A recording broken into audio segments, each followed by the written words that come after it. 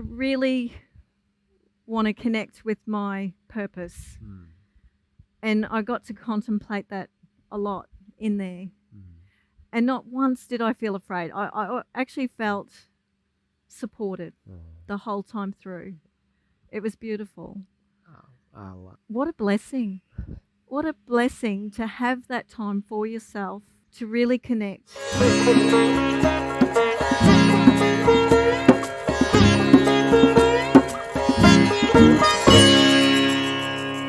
Action!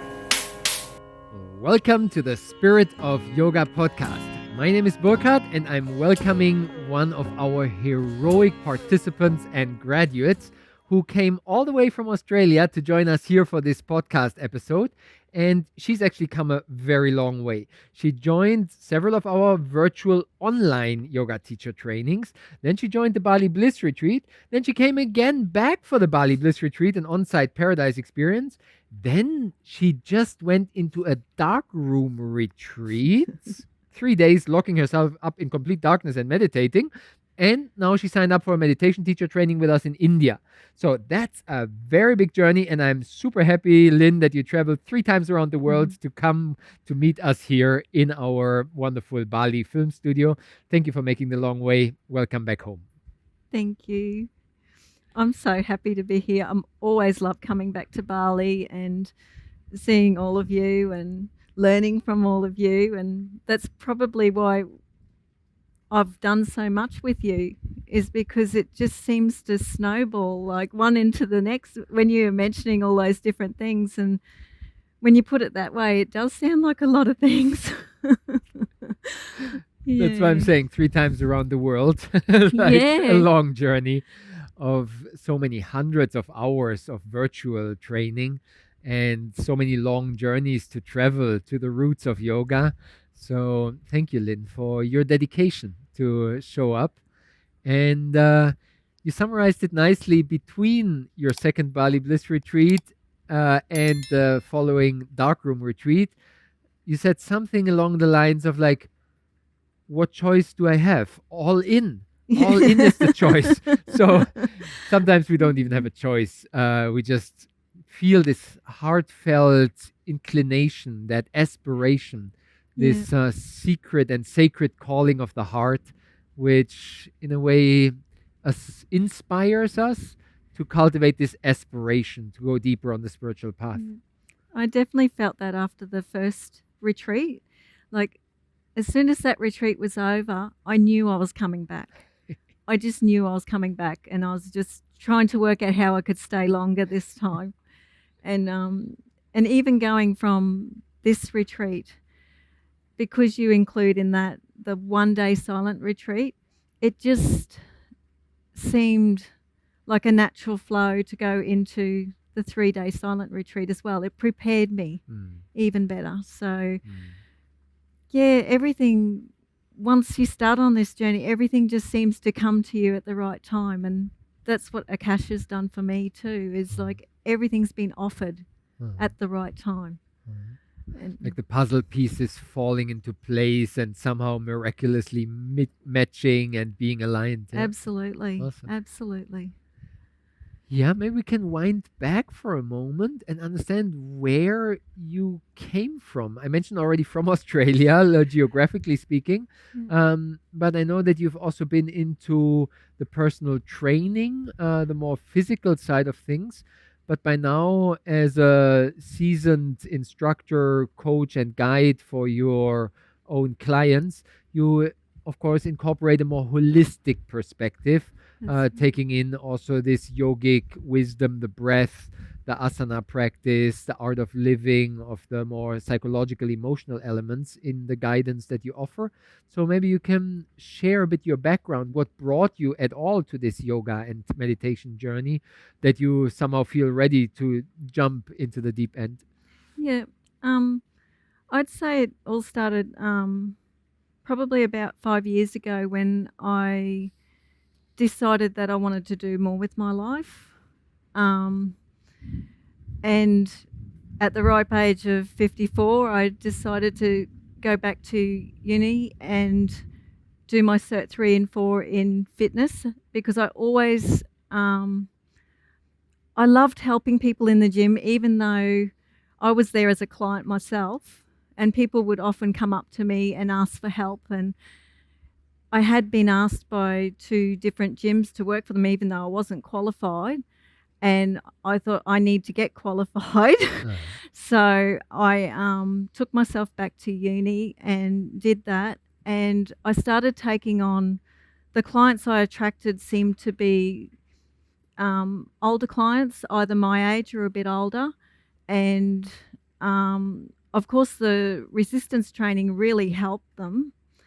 And but I could see that they needed more than resistance training. And it just so happened that my teacher back in Australia for the 200 hours, she suggested I do 200 hours in teacher training and for yoga. And I thought that could really help my clients in a different way. But at the time I was looking at it in a purely physical way. Yeah. And so I completed that 200 hours and started incorporating just the stretches where I could. Okay. But I always knew that I wanted to learn more about yin yoga. Mm-hmm. And that's when I started searching online and I came across Akasha. And I really love the way that Kirsten taught the yin yoga. And I thought that could really, really benefit my clients. And I loved it for myself as well. I really loved it. So then I actually signed up with a friend of mine to do the yin yoga 80 hours with Akasha. And, I remember, yeah. and my friend would come over home, and we've got a deck on the back of our house, and every week we'd do some of Kirsten's classes, and we'd keep tabs on each other to make sure that we're keeping up with the study as well. Yeah, so like, we're like an accountability partner. Huh? Yeah, exactly. And my study buddy. Study buddy, that's how we call it. Exactly. Yeah, and Dolly was the best study buddy I could ask for. And so I completed that, and I started incorporating it into the personal training sessions.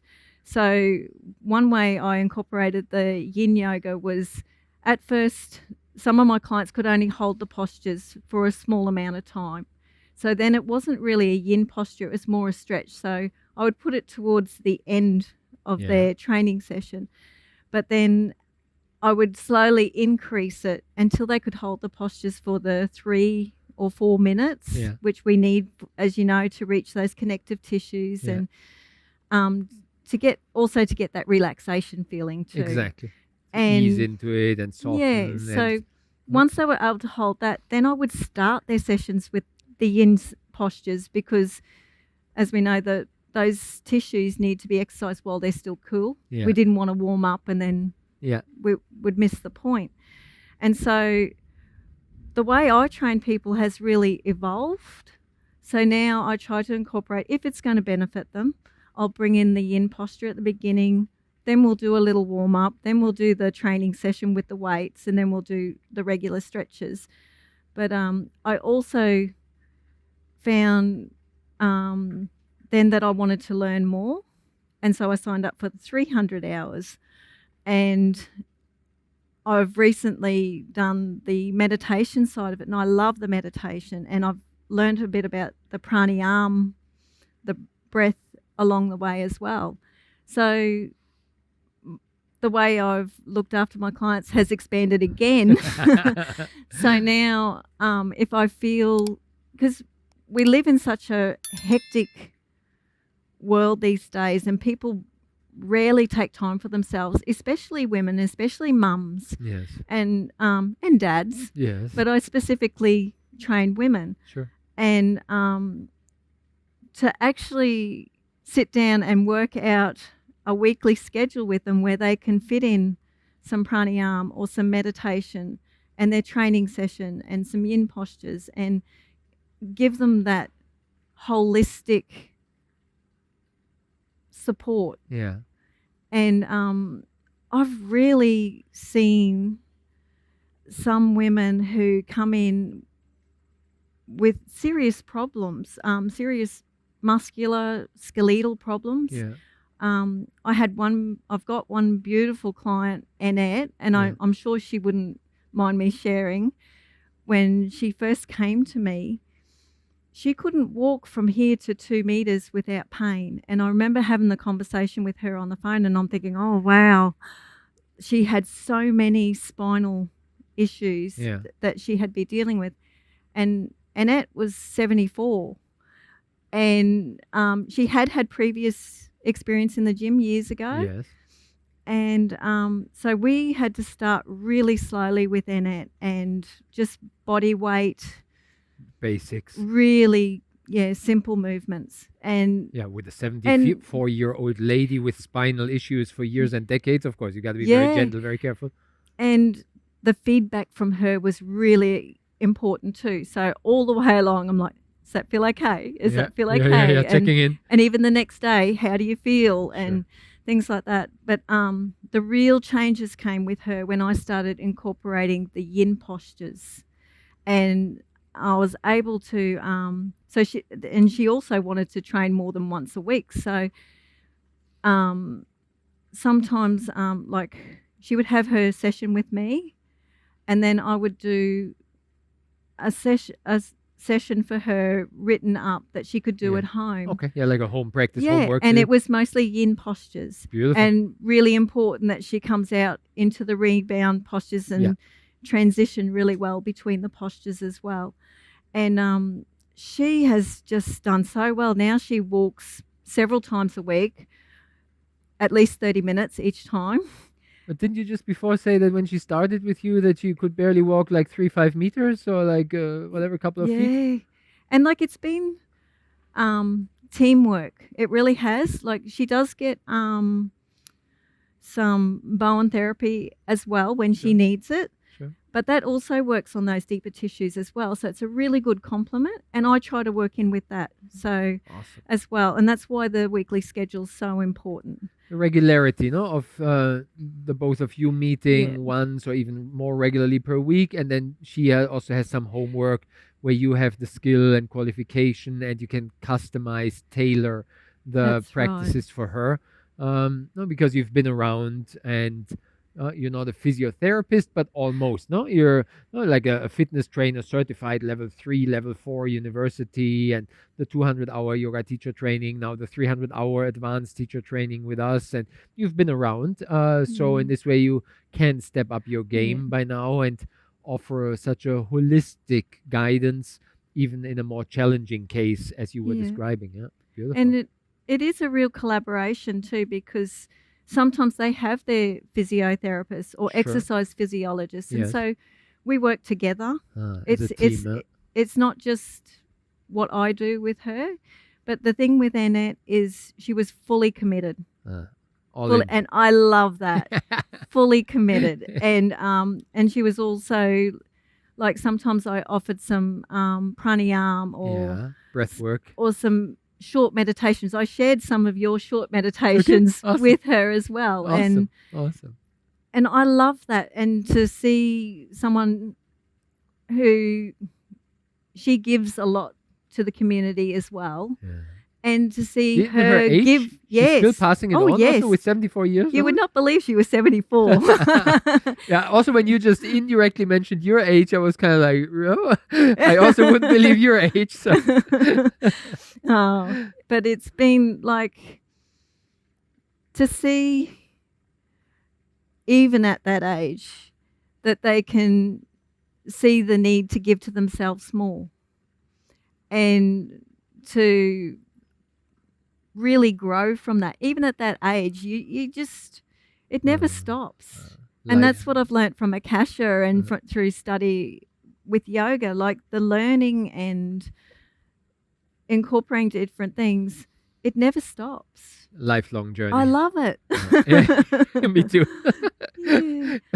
Exactly. I feel a bit similar, like after 2.5 decades full time in it, I still feel like I'm just getting started. So exactly, it's a lifelong journey of exploration, discovery, deepening, and integrating. No? Like one thing is what we learn in the books and in the manuals and the texts, but then to really incorporate it in our own life That's it. and then in a genuine way pass it on to others, that it's like a genuine authentic sharing coming from our own experience, that we got to practice what we teach. So there's of course a responsibility, and that's beautiful how you combine both, like deepening your own journey with advanced courses, training, certifications, but also then directly incorporate it with your clients and pass on the new things that you learned. As you mentioned, no?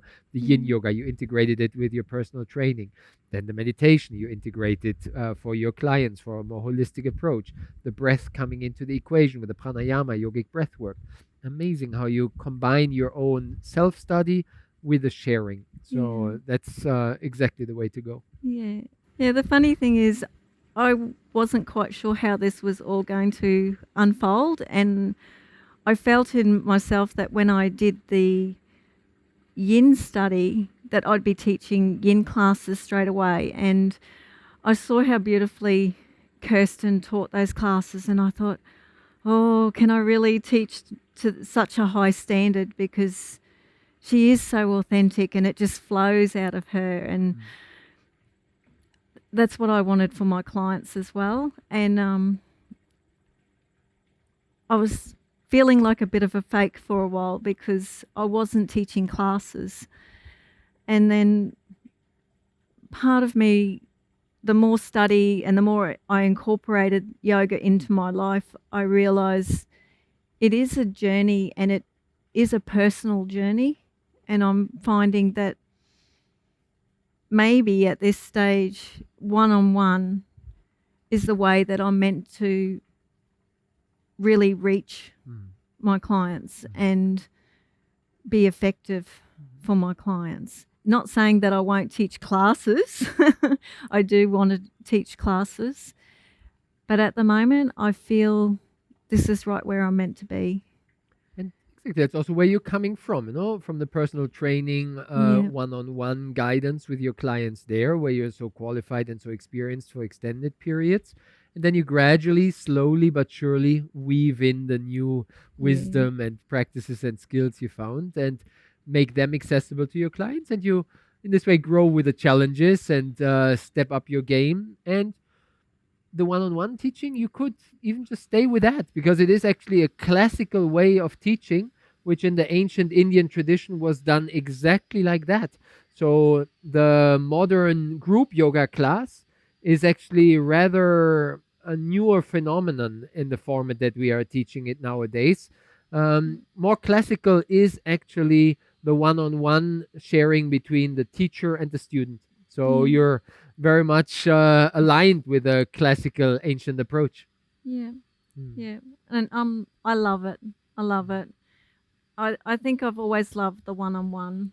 And when you can stay with a client for a period of time, you can see them progress, and also I can keep tabs on them and see what's working, what's not working, what I need to tweak. And in that way, I feel they get the best from me. Exactly, the personalized approach, which is such a big advantage in this one-on-one setting, that we can customize and really adapt the practice to the individual, and then also see more clearly their unfolding, their progress and evolution, and then actively and in a tailored way guide their development.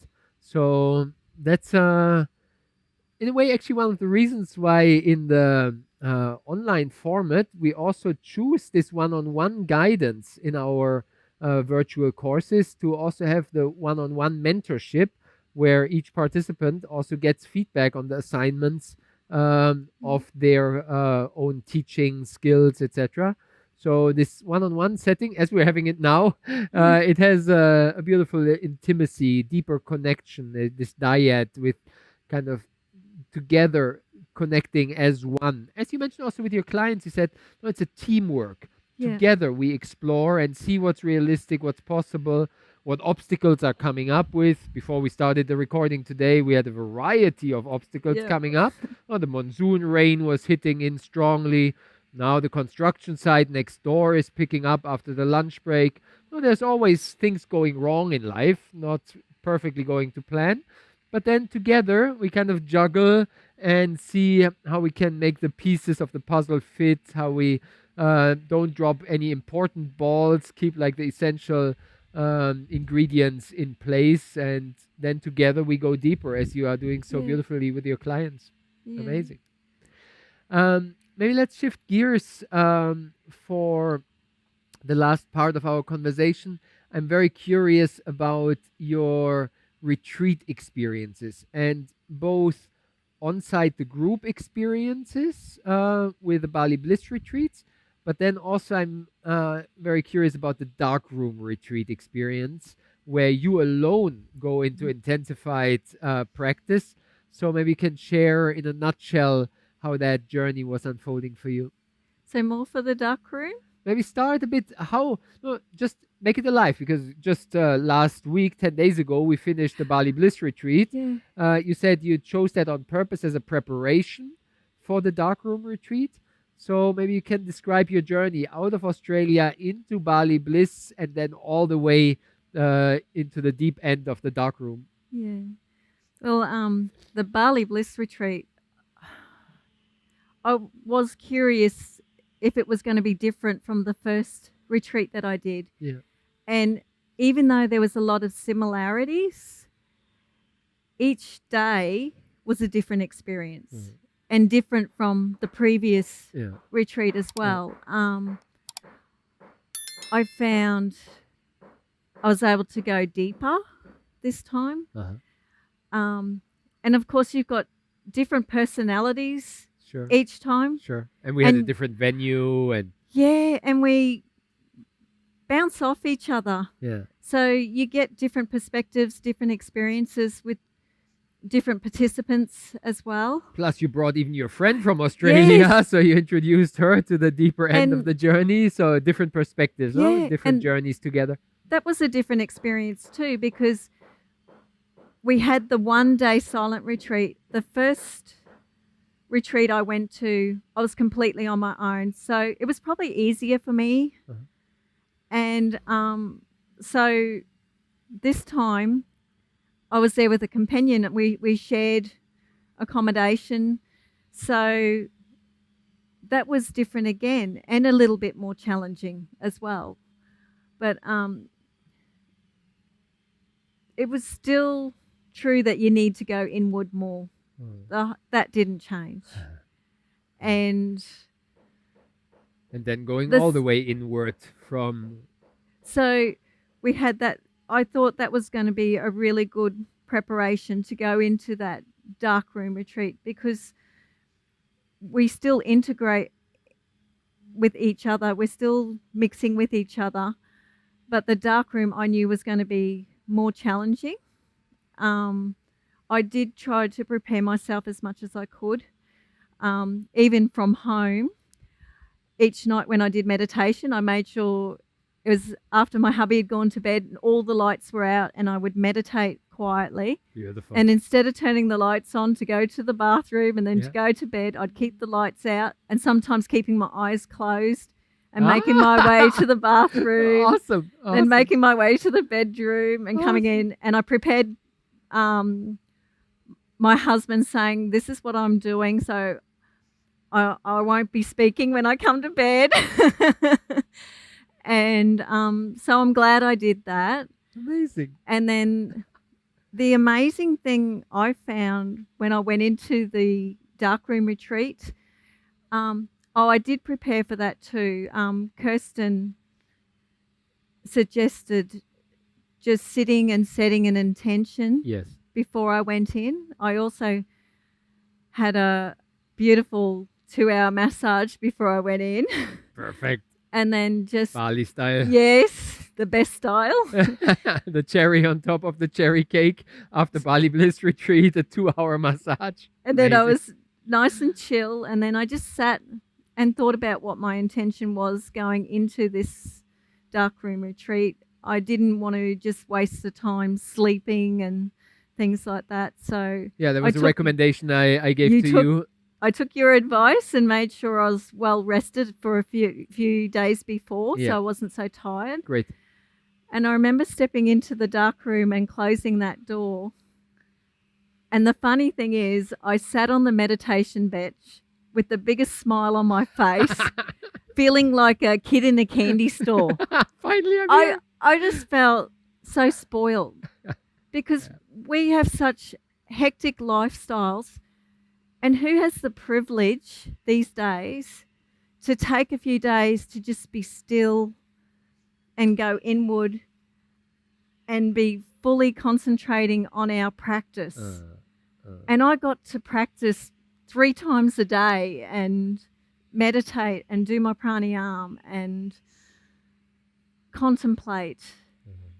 And honestly, I didn't sleep that much. The first night, I slept really well. And then, of course, I didn't know what time I woke up. That's the beauty of it. One loses completely track of day and night, yes. That was so funny because I thought, oh, it must be getting close to breakfast time because you never know when that's going to turn up. And I thought I'll do my self-care. I had a really simple self-care that I would still do in the morning. Sure. And then I thought I loved Nadi Shuddha. Yeah, the alternate nostril breathing, centering. Yeah, so balancing. It just centered me and calmed me. So I would do that, and then naturally I'd want to move into my practice from that. Yeah, into the asana part of the practice. So I did postures. my yin postures. I would do them, and then naturally after that you want to sit and meditate. It just came naturally, and that's what I loved about it. It was authentic. Awesome. And just flowed. Intuitive. And then I'm thinking, but in the back of my mind, this is the monkey mind, I'm thinking, oh, breakfast will probably come soon. I wonder if I've got time for a shower. So then I'd have a shower. And I'm glad we did ice baths for the during Bali Bliss retreat, sauna and ice bath. Yes. Because it was a cold shower. And I don't normally like cold at all. And it just prepared me. I thought, no, I've done an ice bath. I can do a cold shower. All in. Lynn, all in. I always felt really refreshed after the shower then. And if there was still time, and I thought, wow. And by the time breakfast came, it was a long time. And I thought, I must have been up at 2 or 3 in the morning doing my practice. Awesome. Yeah. And amazing. Then always after having a meal, I would rest. Sure. I didn't necessarily sleep, but I would rest. I thought, well, it's not good to practice on a full tummy, so I'll just rest. And most of the time I was sitting there contemplating, looking around as much as you can when you're seeing black. And I do remember one time looking around and all I saw was, it was like light blue. Pale blue, almost white. Everything was white. In the pitch in dark, the pitch physically black. Pitch dark, but you had some light experience, seeing some light blue radiance. And I would do the thing, I'd open my eyes, and then I'd close my eyes, then I rub my hand in front of my face, and it didn't change. And I was thinking, because I know how strong the mind is, and I was thinking, well, it's probably coming from Sure, the I'm mind. making it up, the mind making it up, sure. Yeah, and there was a few things I saw, but that wasn't what it was about. It was more about, I really want to connect with my purpose. And I got to contemplate that a lot in there. And not once did I feel afraid. I actually felt supported the whole time through. It was beautiful. Oh, wow. And I just think, what a blessing. What a blessing to have that time for yourself, to really connect and to really go deep, really go all in. And yeah, most of the time I felt at peace in there. It was beautiful. Wow. Yeah. Wow, a special journey. Yeah. And especially I found touching in the end how you mentioned, like, the light experiences were nice, beautiful blessing. But even deeper, even more meaningful were these contemplations of your purpose. Your formulation was, no, the light, there were some special experiences, but that wasn't what it was about, really. Even more relevant, this deeper connection to your heartfelt purpose. Yeah. So that's peace which you found, that Yeah. being at ease in this silent, isolated but deeply connected space where we can sometimes even merge and melt with the surroundings and feel so much contentment. Like you say from the beginning, you said, I was sitting down on my meditation at the bench and feeling like a kid in the candy store. I'm so happy. Amazing. That's how it feels to me when a meditation retreat starts. I'm always kind of like, wow. Yeah. Finally back home. Finally, we can be peaceful again, slow down, and settle into our own inner essence. And I actually feel like I was given a real gift at the end too. On the last day, I woke up and I actually had back pain all the way down my spine. And I was thinking maybe because I'm used to being more active and because I don't normally have back pain. And I thought this is a real opportunity to do a yin class that I was planning for my clients Okay. who have back issues. Okay. So you used the chance to plan that class in with your intention, the direction, yeah? Yeah. So I went through this and I thought now I get to see what it feels like for my clients who have back issues and to see if it works. So I went super slow through this class and found, I may want to change something. And so I did a couple of little tweaks, mainly with the type of rebounds and transitions.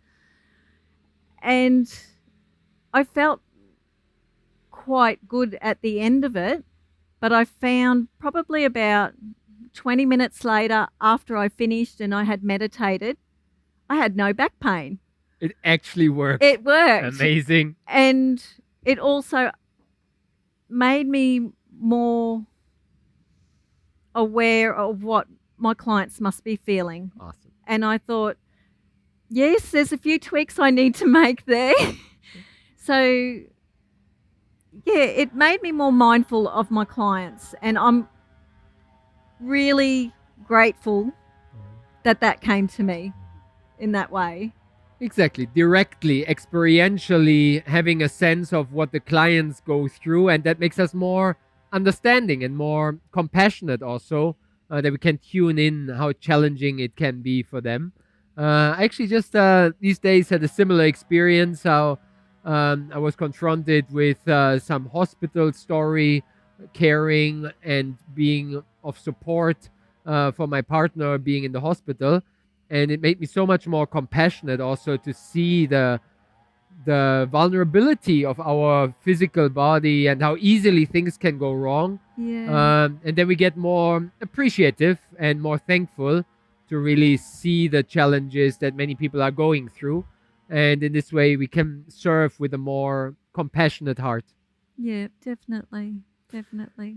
Beautiful, Lynn. Thank you so much for that wonderful sharing. And I feel edition 2 will come up where we have another chat and we'll go deeper into some other aspects. Maybe then you can tell about the India pilgrimage and the meditation teacher training there. I'd love So to. I feel this was not the last podcast episode that we do together.